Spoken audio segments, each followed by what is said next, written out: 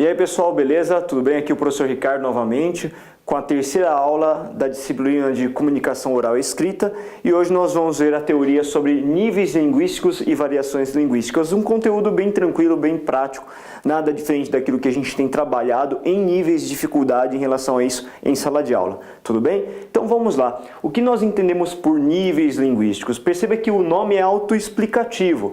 Por níveis eu entendo variações de conduta entre o mais fácil, o mais acessível, até o texto mais erudito, mais elevado, mais complexo, gramaticalmente correto. Então quando nós falamos em níveis, falamos dessas variações, dessas oscilações que nós temos da língua portuguesa. E essas oscilações todas que a gente verifica são dadas por diversas situações chamadas de fatores de variação linguística. Portanto, o que nós entendemos por níveis seriam essas variações, essas oscilações dadas pelas variações linguísticas que são fatores determinantes para modificar e compreender por que a língua é tão dinâmica, tão móvel, tão transformada de acordo com a situação e o contexto. Vamos a esses fatores aí que são cruciais para você entender esse conteúdo.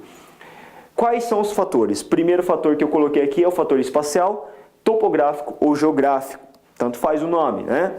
Segundo fator é o histórico, também conhecido como fator temporal. Terceiro fator é o fator contextual. Quarto fator é o fator cultural. E o quinto fator é o fator social. Vamos falar de cada um deles separadamente aqui, tá? O primeiro fator que leva às variações linguísticas é o fator espacial, topográfico ou geográfico. Perceba que o nome também é autoexplicativo, o que faz com que uma língua varie.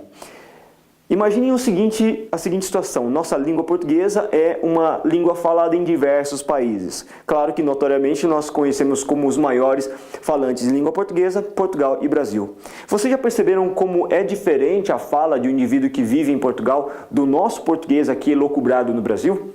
Perceba que muitas vezes até mesmo existe a necessidade de quando há uma entrevista, há um tipo de jornal, uma matéria falando de jogadores de futebol portugueses, quando eles falam é necessário que haja até uma legenda em português. Olha que curioso.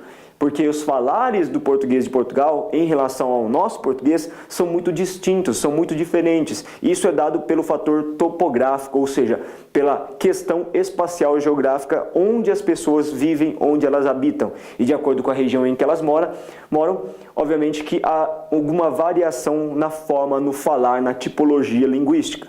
E não precisamos ir muito longe, basta você pegar alguém próximo, a uma cidade próxima a você, e verificar as diferenciações que existem nas pronúncias de certos fonemas, né? Então a gente vai perceber, por exemplo, que um carioca tem um jeito todo diferente de falar do paulistano. Então essas diferenciações acontecem pela simples questão de espaçamento, questão geográfica, beleza?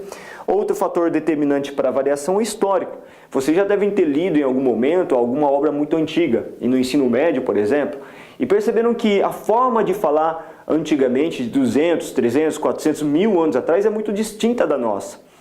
E com o processo gradativo da questão temporal, do processo histórico, naturalmente as línguas elas se modificam, elas vão agregando cada vez mais palavras, um léxico mais volumoso, mais encorpado, termos técnicos que vão surgindo dadas as áreas de especificação de algumas profissões. Então tudo isso vai somando palavras novas ao nosso vocabulário, ao nosso conhecimento e vão tornando a língua cada vez mais rica. Portanto, a forma como nós falamos hoje não é a mesma do passado. Há exemplo disso, por exemplo, seus avós antigamente levavam as mulheres aos cinematógrafos, seus pais ao cinema. Hoje você até fala o termo cine, por exemplo, não é?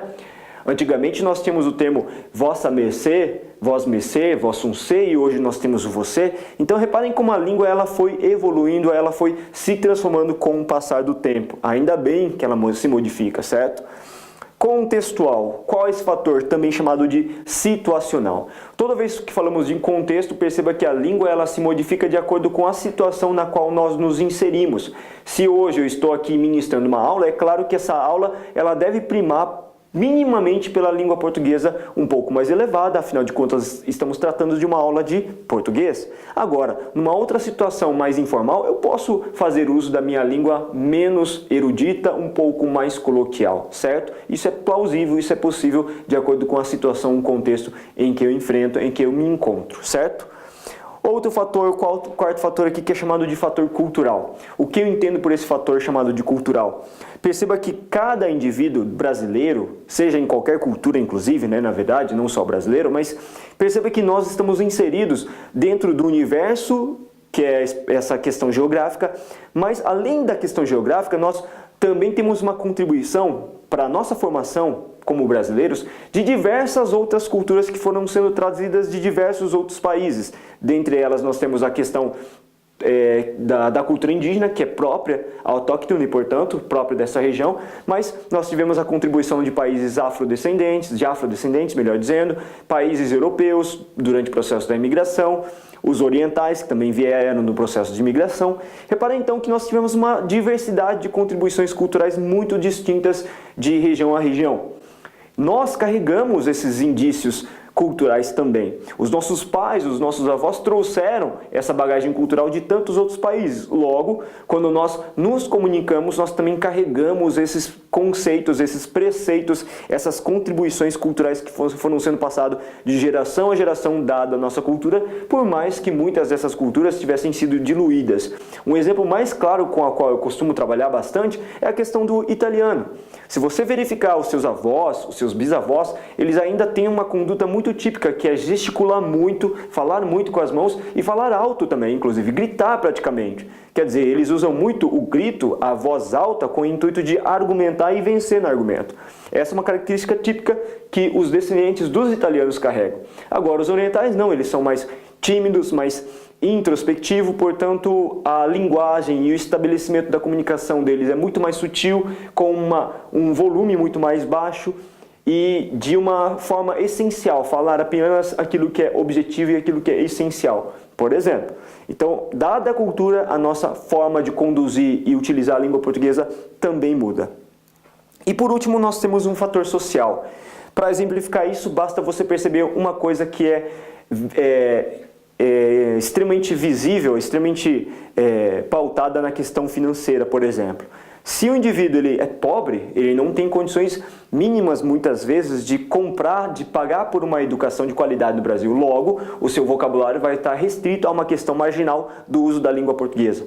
Enquanto a partir daquele indivíduo que nasceu privilegiado, ele pode pagar e comprar pela educação, comprar a educação.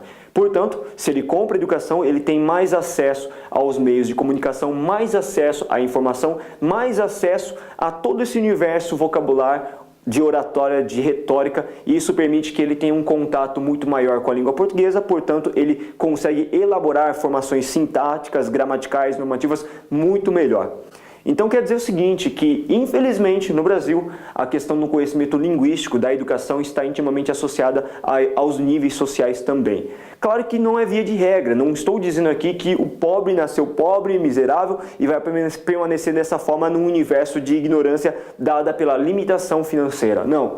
Hoje em dia existem mecanismos para a gente poder ascender socialmente. No entanto, infelizmente, quando nós falamos em questões financeiras, a gente aborda também questão linguística, estão intimamente associados, certo? Quanto mais rico eu tenho, mais capacidade de comprar educação, quanto menos rico, menor a minha capacidade de ascender socialmente, dada pela questão educacional, tá certo, galera? Então, essa aulinha aqui fica por esse conteúdo aqui. Nós vamos instaurar mais um conteúdo referente à aula número 3 ainda, número 3, parte 2. Fiquem atentos. Valeu, galera!